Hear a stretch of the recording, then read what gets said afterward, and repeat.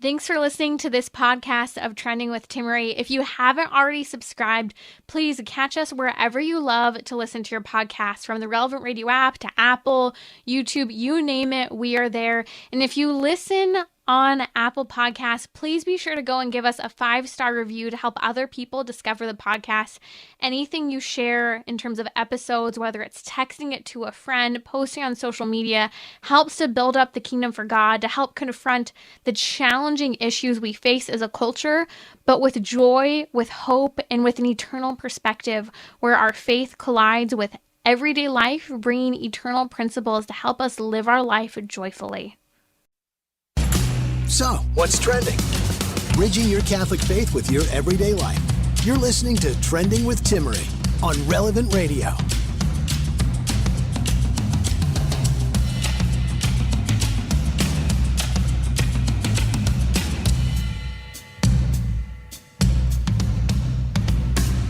It's Gentleman's Hour today on Trending, and oh boy, someone wrote to me on social media last week when I was talking about some of the church's teaching on what marriage is, and he said, "Can you tell that to my wife, please? I'm kind of scared of her."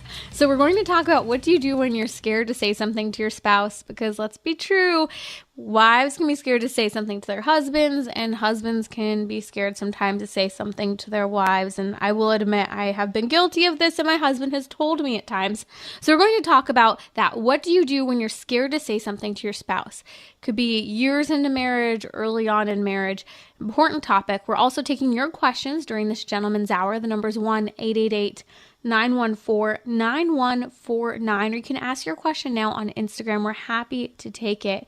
And today, joining me is Father Robert Spitzer. He's the president of the Magi Center and the Spitzer Center, and he speaks the reasonability of our faith. You can find incredible free online articles and learning modules to dive deeper into your faith for free at crediblecatholic.com by Father Robert Spitzer. That's crediblecatholic.com.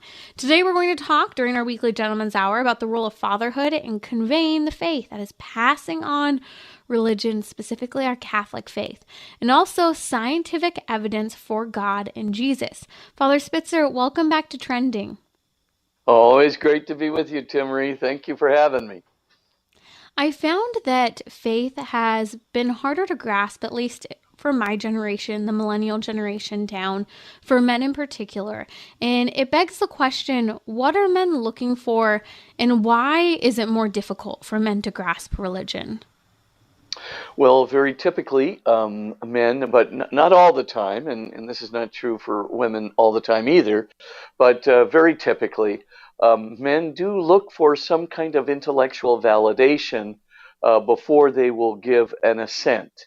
And the intellectual validation that's in these days is more scientific than it is philosophical. Now, previously, philosophical validation was truly an instrument that helped a lot of men to affirm their faith, affirm their belief, and consistency between reason and faith, which men do need very, very much. I mean, some women absolutely do need that too.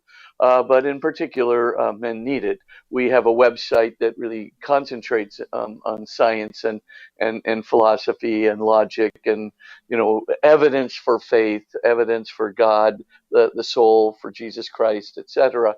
And the normal demographic, our big, huge demographic for that website is about 68% male, and many of them are in that group. Between 16 years old to about 35 years old. So that's the group that's looking. That's the group that's reading, because they're not just looking at the website dropping off. They're reading articles, looking at videos, trying to get information. For those who have remained in the faith and are still looking out there. So we really do have to get some of this over to our younger men. In particular, of course, many of our younger women need the same thing. But as I said, boy, science is right now the key to a man's, not just his heart, but to his mind. But the man is generally going to look for the intellectual validation, what we call intellectual conversion. before the Right. man will move to spiritual conversion and It's moral interesting conversion.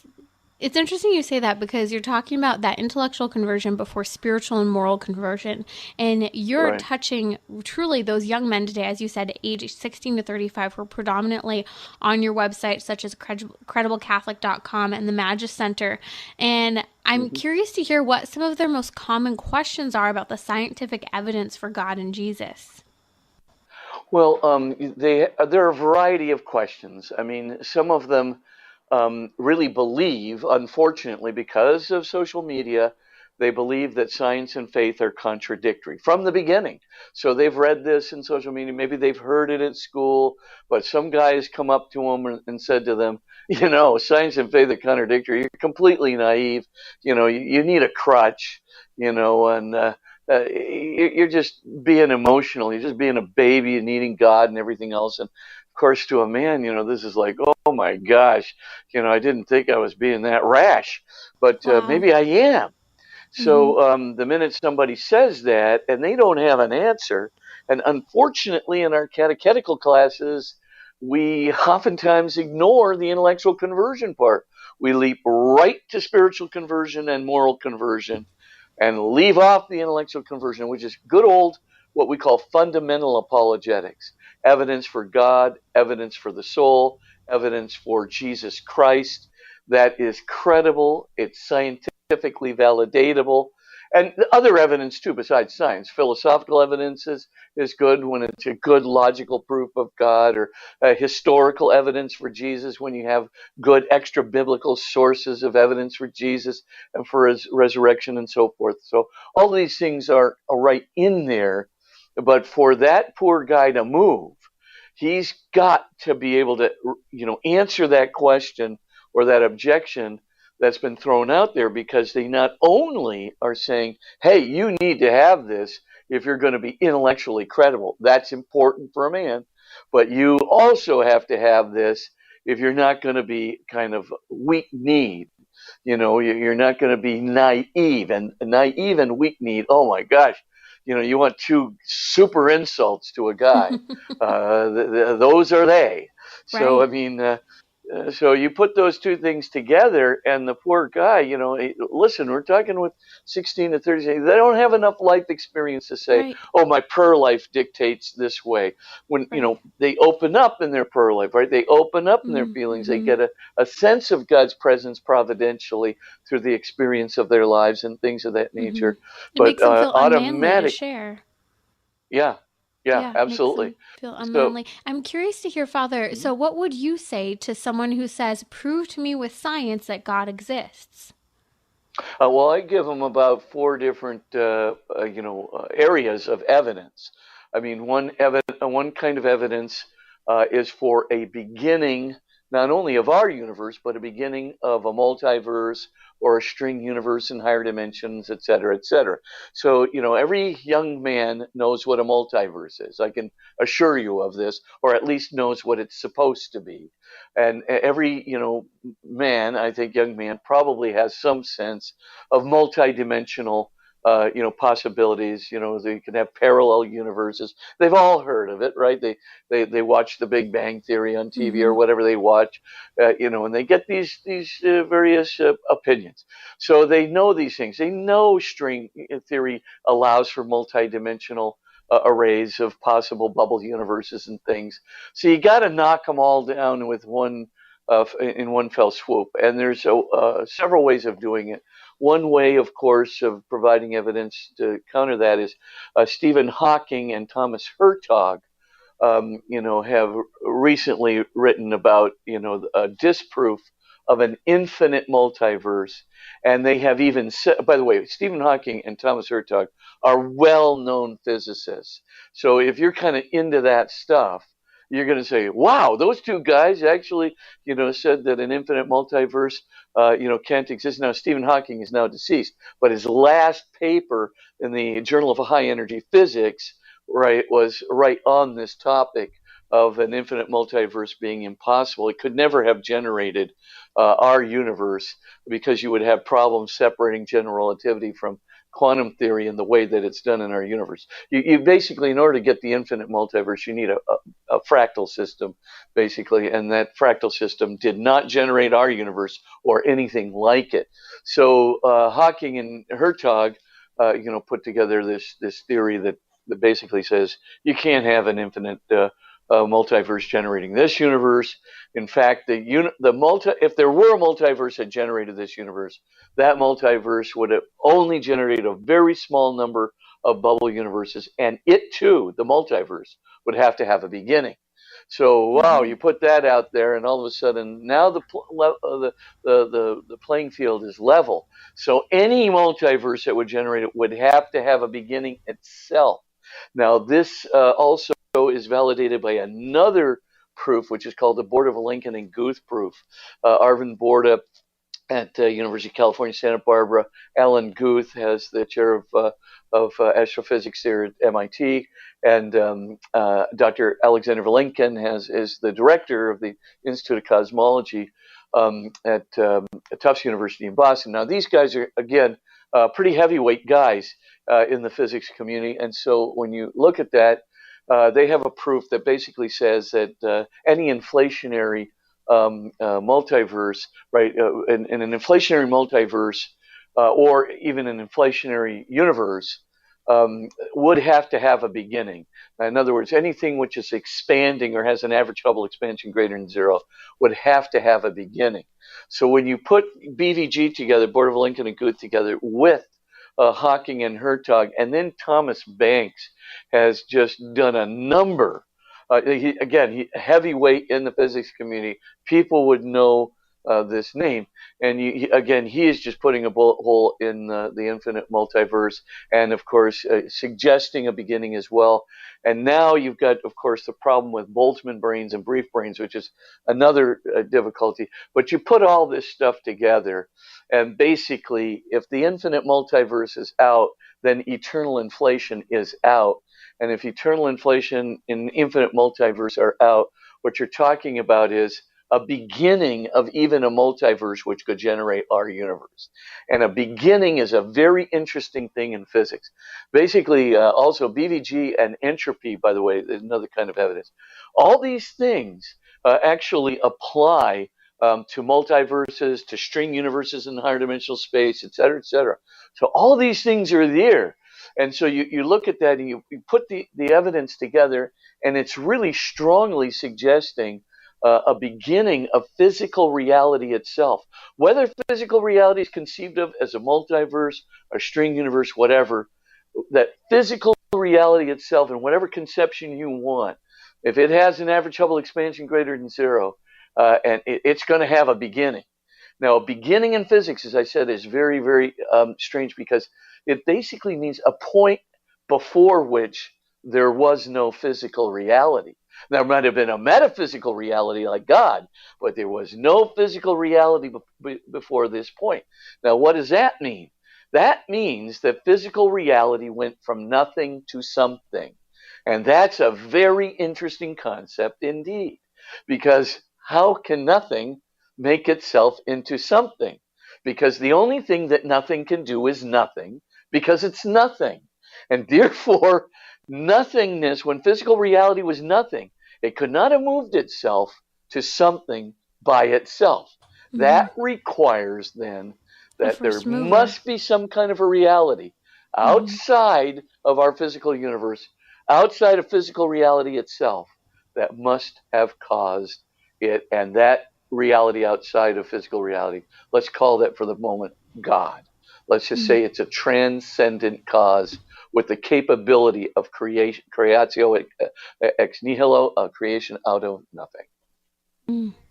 And, Father, it's so interesting to me because you're one of our producers, Maggie, in the background, and I are like looking at this going, this is mind-blowing. It's very profound, and it's on a level that I recognize many men are there. They're tracking with, they're fascinated by, and it's one of those moments in the church where you see this great divide in terms of truly how men and women think differently. Not that women don't find this interesting or fascinating, but we really do think so differently. And these proofs for the existence of God are not normal catechetical proofs that you ever hear. Well, they should be. I mean, that's why we produce those 7 essential modules. That was to give a simplified version of those proofs. But I've got, very complex books on these proofs as well, because these are very well-known physicists. This is not Bob Spitzer, Right. saying this. This is Stephen Hawking, Thomas Hertog, Thomas Banks, Arvind Borda, Alexander Vilenkin, Alan Guth. I mean, these are like, they're heavyweights. And so this is a really important thing. And by the way, if you're looking at evidence for God, you can actually not only talk about a creator that is outside of physical reality and outside of space-time physical systems altogether. You can actually show that that creator is a highly intelligent creator. And you can do this with a series of different kinds of evidence that are basically called fine-tuning coincidences. And these also are extremely fascinating.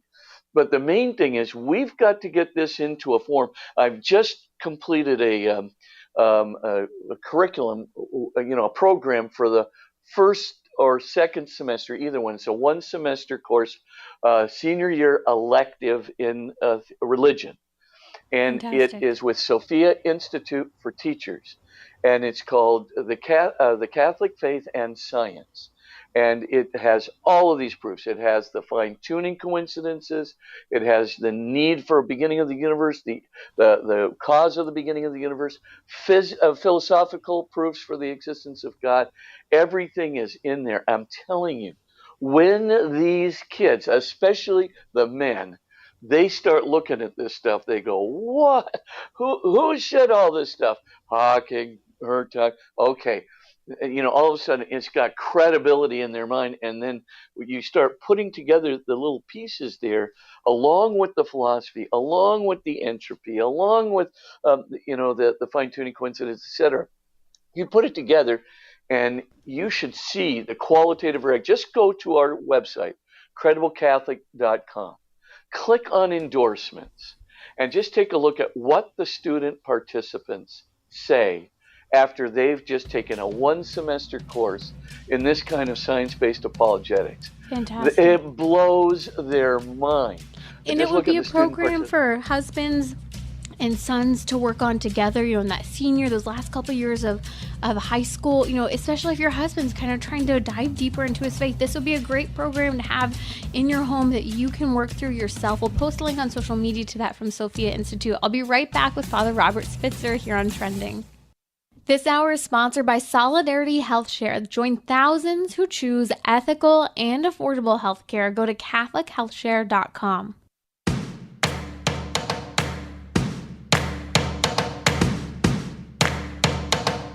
We're talking about what you're thinking about. You're listening to Trending with Timmerie on Relevant Radio and the Relevant Radio app.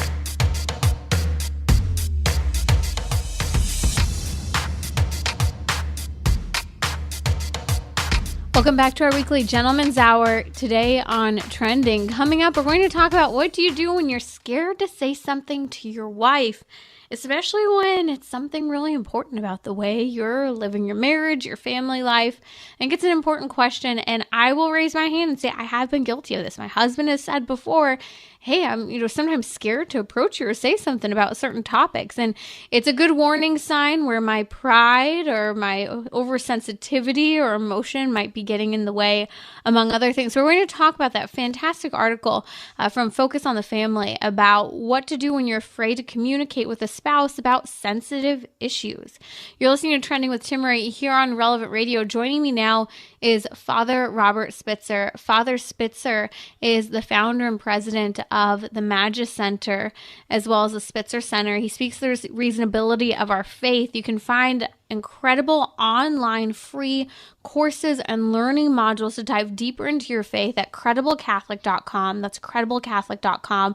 We're talking about scientific evidence for God and Jesus, and there online you can walk through those modules, online courses and videos to dive deeper deeper into your faith. I know it can be a challenge, especially for men, that you learn differently. You grasp with faith differently than women do. And sometimes our catechesis, most of the time, is not as conducive for the answers you are looking for, but the resources are there. So check out crediblecatholic.com.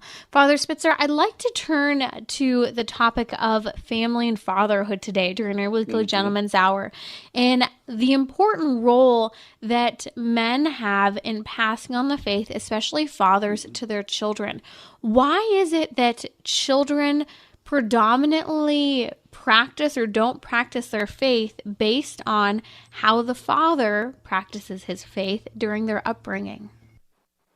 Yeah, maybe I'll just start with some statistics because they're sort of astounding, and then get right into your question.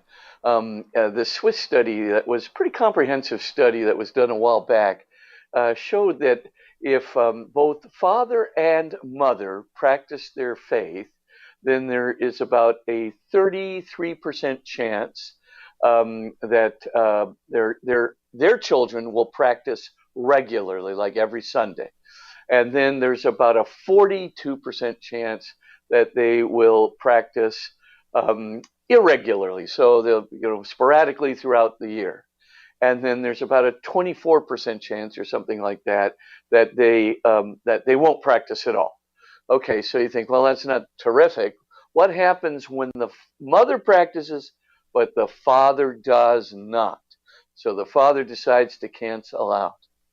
Only 2% of those children will practice their faith regularly. And then 32%. And then about 37%, 36%, something like that, will practice irregularly. And then get this, a whopping 60% will not practice at all. Now, you think to yourself, wow, wait a minute here.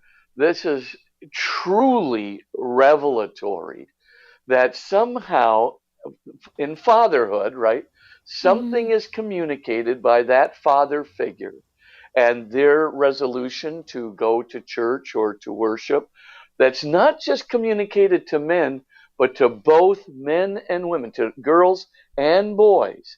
So they're picking up something from the father's participation or non-participation, which radically determines the likelihood that they will practice both regularly and irregularly. Now, we have to think, well, what could that be? Why would it be that the mother would do that? What kind of signal does the child expect from the mother? That the mother would feel obligated to follow God, or that she would want to practice God. A child might just think, well, that's typical of mom. She probably likes to go to church or something of that nature.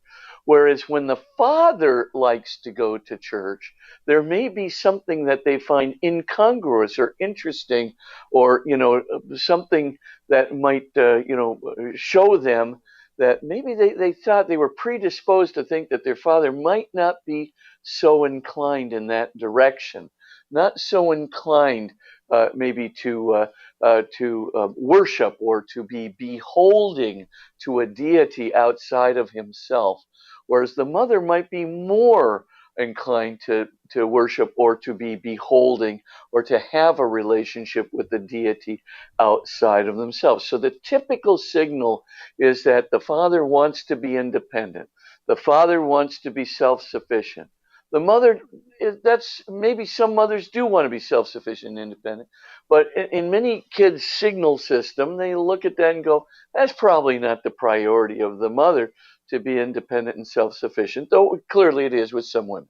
But if you look at the natural symbols in these things, just think for just a moment.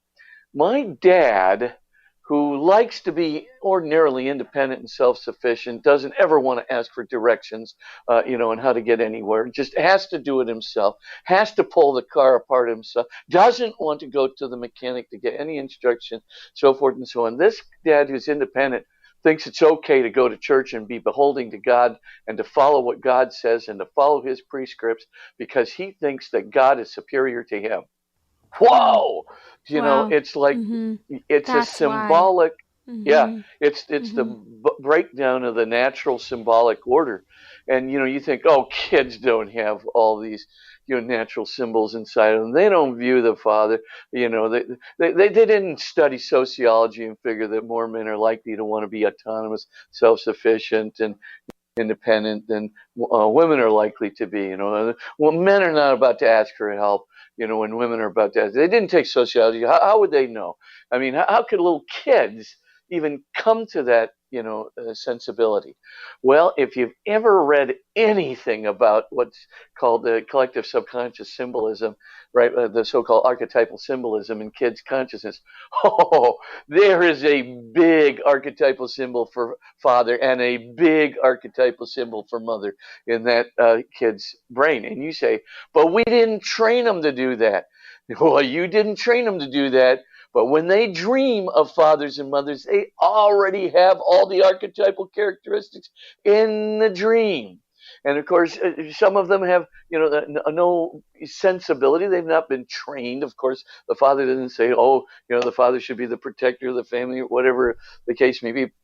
Nevertheless, all the symbolism of father, all the symbolism, right, of the independence, all the symbolism of not having need, all the symbolism of not being beholding, all the symbolism of I'm the protector, I'm the guy, who's the central, part, as it were, the quasi hero.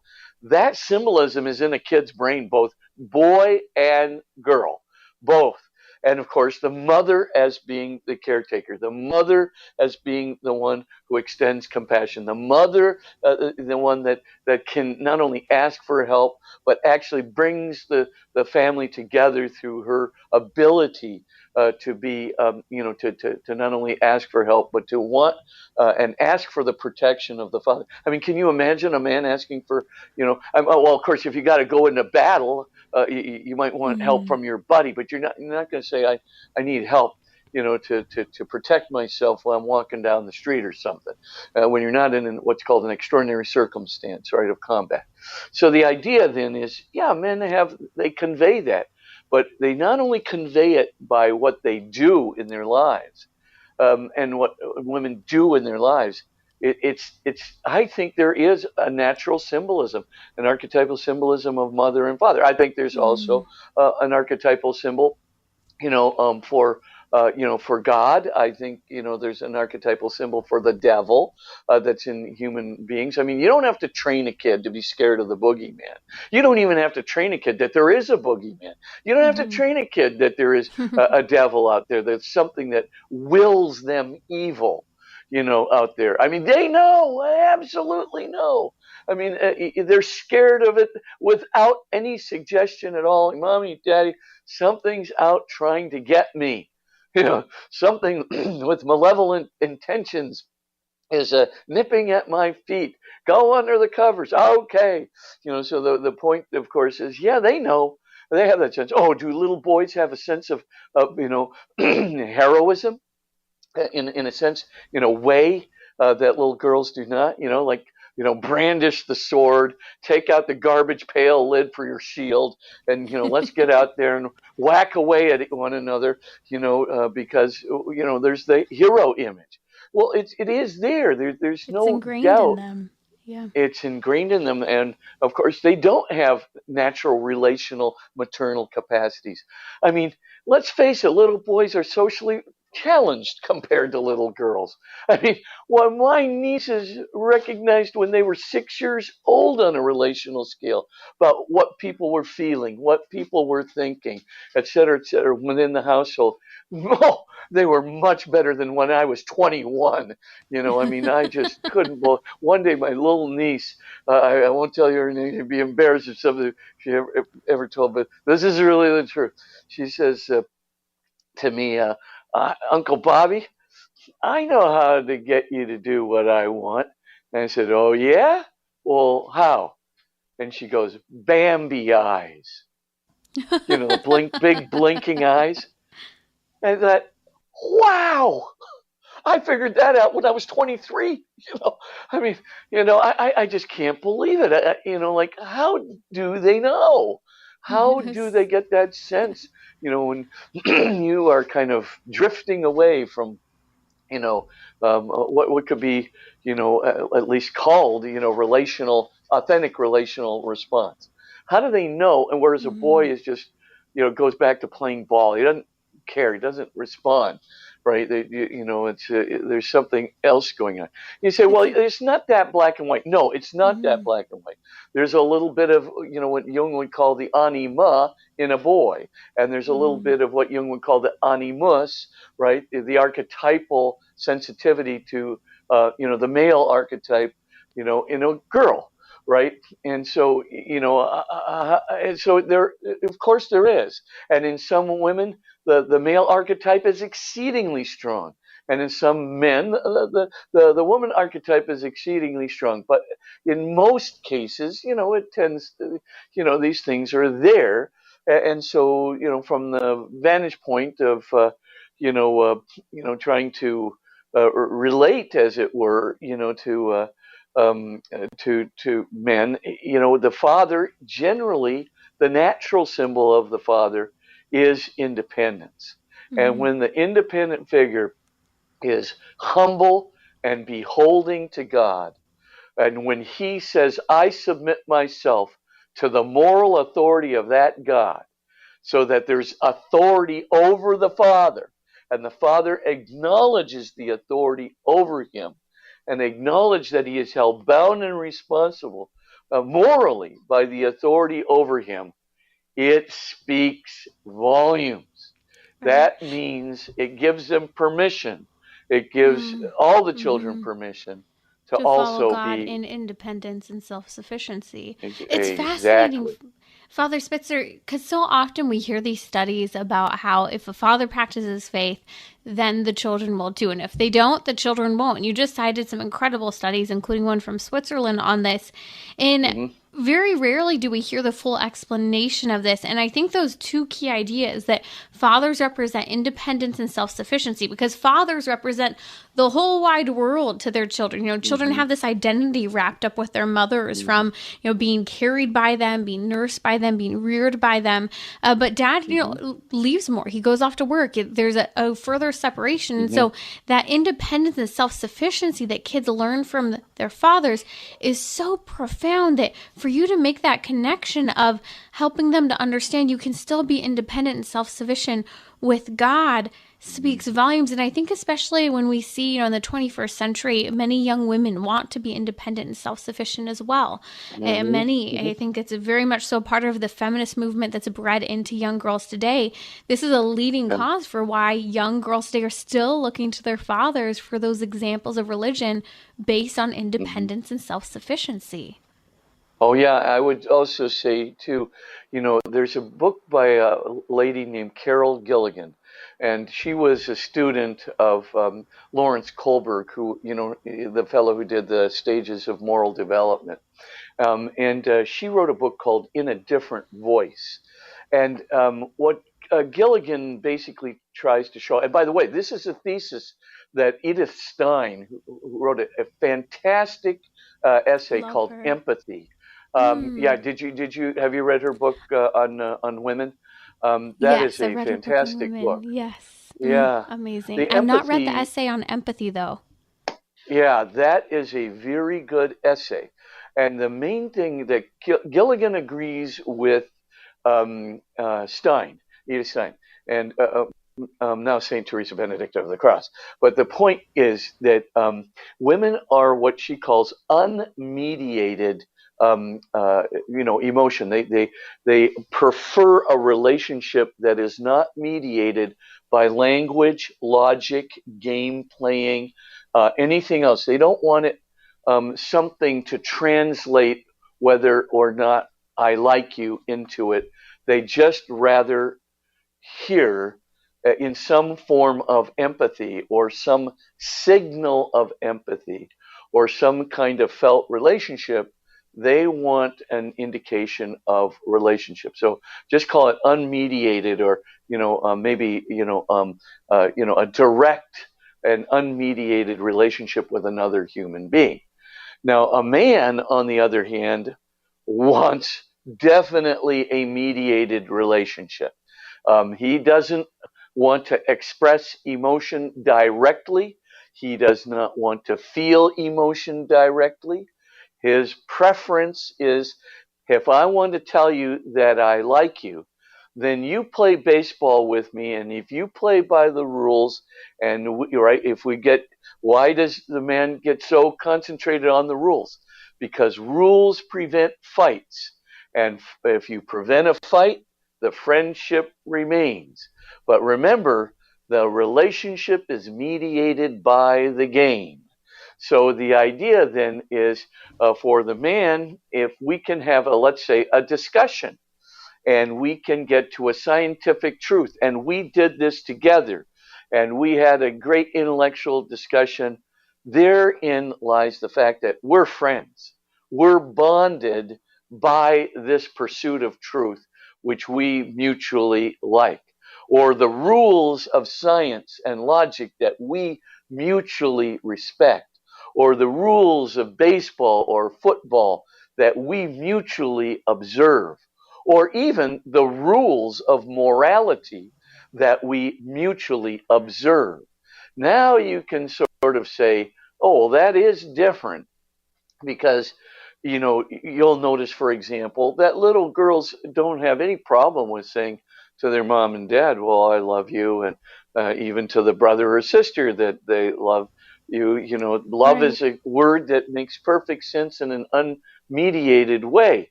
Whereas if you do that to a boy, it'll almost be like incomprehensible, until one day he kind of thinks about it and he goes, and this happened, my good nephew, I won't mention this nephew's name, you'll be embarrassed, but one day, right, my sister calls me up and she goes, you're never going to believe what happened. I said, what happened? And he says, well, we're driving down the street and Nicholas is saying, look at the airplane, look at the truck, look at the whatever, the bulldozer, and so forth and so on. And then he thinks about it. He turns around and he goes, Mommy, I love you. And Louisa said, I almost drove the car off the freeway. I hadn't heard this Oh. from my male, the whole time, but he really thought about it. He came to it, and he Mm-hmm. meant it sincerely, but it's not natural. You have to kind of think it through. But anyway, it's typical a typical mediated male, unmediated lady. Wow, it's phenomenal to see these ingrained human nature differences between male and female and how these play out in the way our faith is passed on, the important role of fathers in conveying the faith. And it speaks volumes to the importance of fathers building yourselves up in your faith. If you have questions, ask them. That's okay. That's a good thing. And this is why I love the resource you have, Father Spitzer, crediblecatholic.com, free online articles and learning modules to dive deeper into your faith for free. So please check those out. Thank you so much for joining us. That's been Father Robert Spitzer, president of the Magis Center and the Spitzer Center. We'll check out his website. We'll post a link on social media as well as in the podcast notes.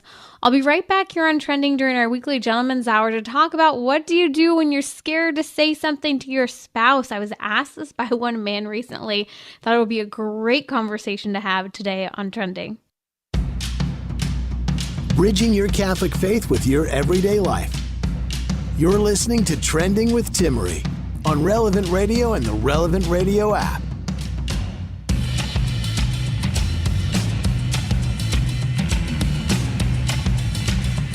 Welcome back to our weekly Gentleman's Hour. If you have a question, I'd love to take it. The number's 1-888-914-9149, or you can ask your question live now on Instagram.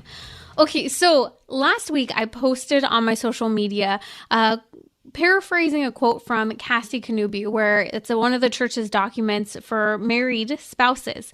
And in that document, it talks about how the woman is the heart of the home and the husband is the head of the home. And so I was talking during the show last week, and I mentioned that the woman is the heart of the home, meant to be working with the head of the home, that is the man. Well, I was fascinated to receive a tweet response from Ben on Twitter, who said, "Can you tell that to my wife, please? I'm kind of scared of her." Oof. That was one of those moments where I literally, oof. And I was thinking about it. Isn't that a difficult topic? In marriages, What do you do when you're scared to say something to your spouse? I think everyone's been there in momentary moments or maybe prolonged seasons where you just don't feel like you can say something to your own spouse. And I will admit, I'll raise my hand, I'm guilty of making my husband feel this way. Where he said, there have been moments where I felt like I'm walking on eggshells and I'm afraid to say something to you. And thank God my husband is not just going to sit there and allow that to continue to happen or to fester or build in our marriage. And it's a big warning sign for me that I'm being a royal pain in the butt. And thankfully, my husband has communicated that when it's been a real problem.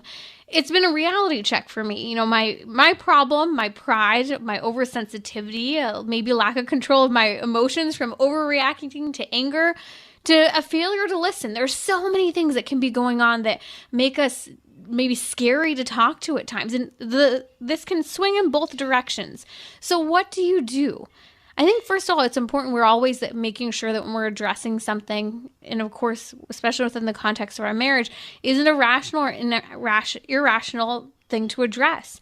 And is this really something I can change? It's that whole idea of the sphere of concern, those things that we can't change, but we can be concerned about and stress ourselves out, or the sphere of change. Now, I was looking at an article on Focus on the Family. I'll have to post on social media in the podcast notes. Check them out, relevantradio.com/trending, or find me on social media at Timmerie, Timmerie.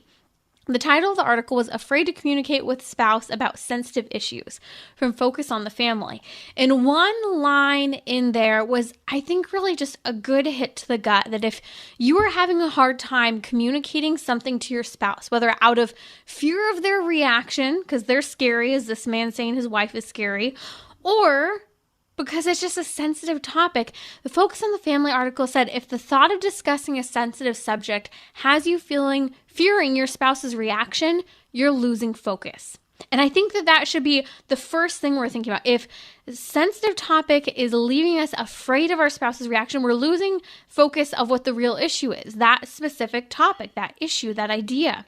So what the article from Focus on the Family focuses on is some key tips, I think, to work through this. And first, they acknowledge, and I think this is really important, that when tough topics come up, often it provides, unfortunately, an opportunity to just absolutely fall into a ditch as a couple and for our worst moments to come up. But it's also important to recognize that a lot of this comes from the way we've seen the functioning of interactions before. And it can point to a lack of skills, maybe in your family of origin or in your past experience, in pitfalls that were dug, holes that were dug before you even got married. And it's a matter of learning how to manage conflict with a spouse, even when your spouse is scary and maybe you need to tell them that they're outright being scary. Again, my husband has told me this before. But it's also a matter of not always that it can be a family of origin and lack of model, but also it can be that you just don't have the experience.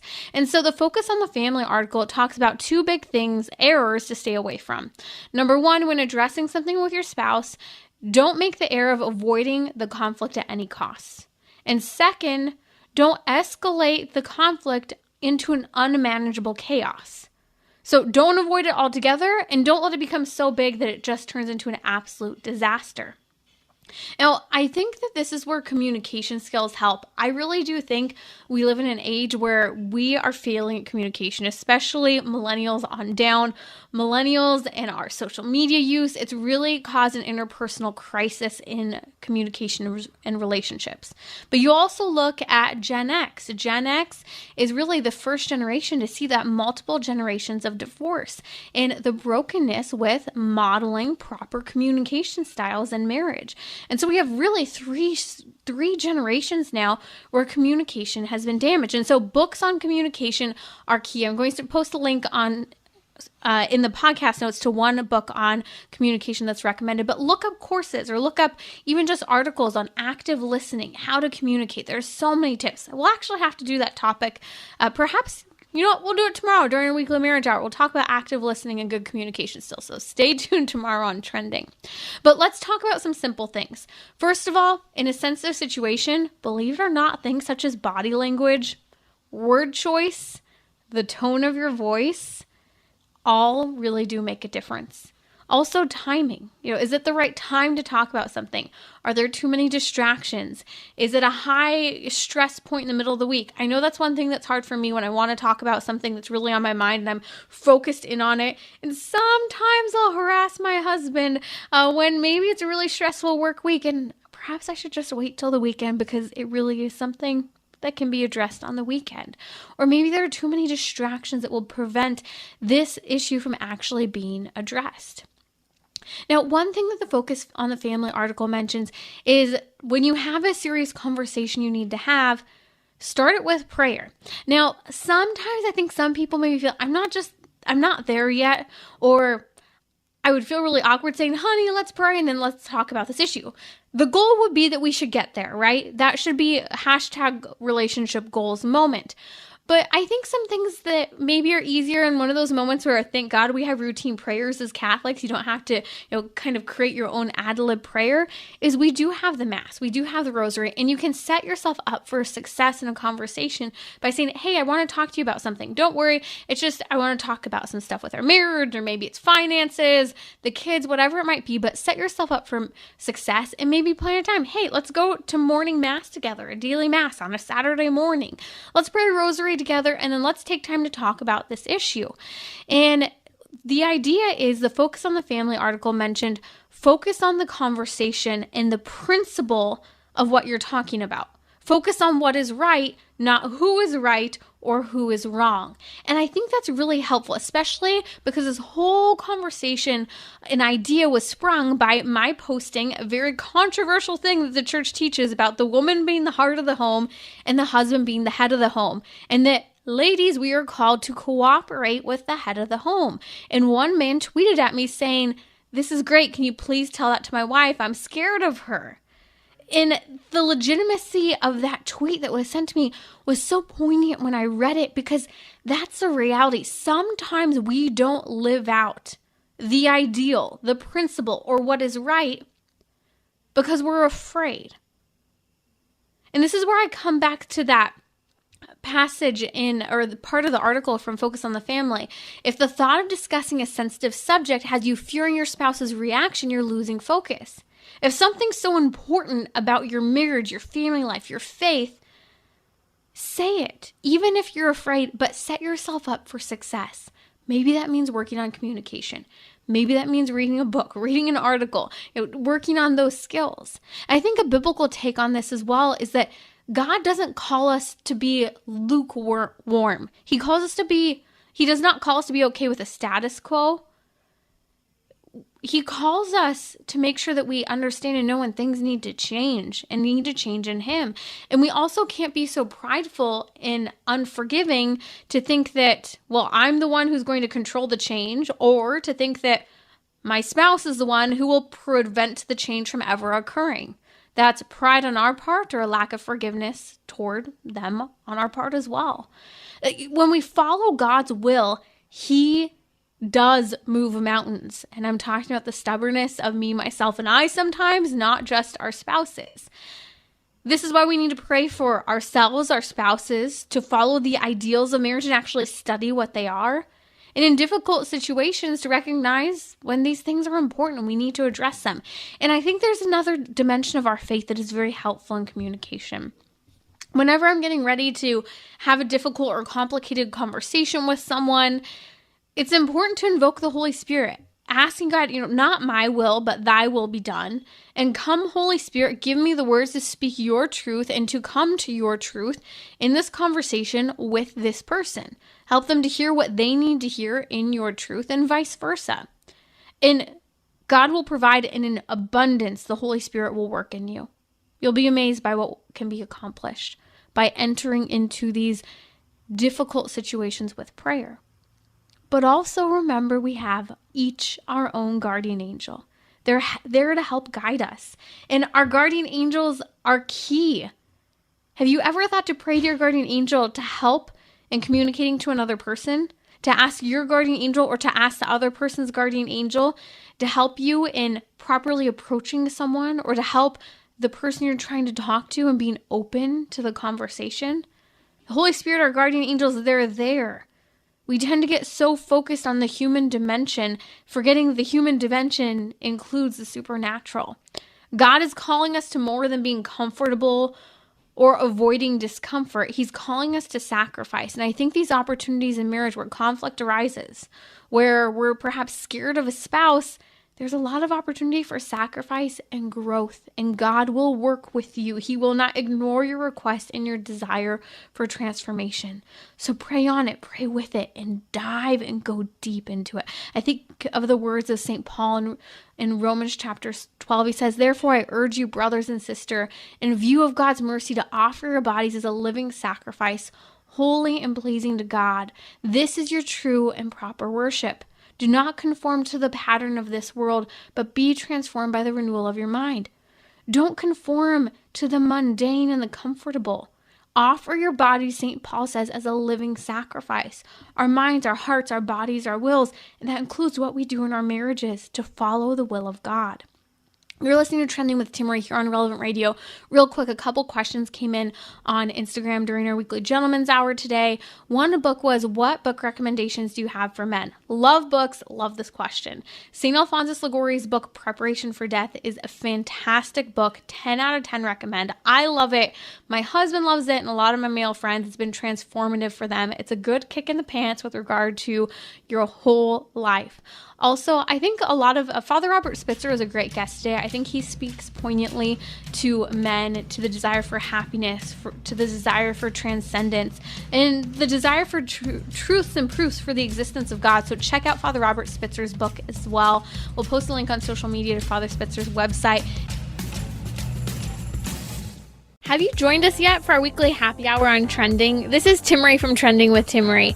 Mondays, we discuss everything from happiness, although it's fleeting, to joy, which is rooted in God.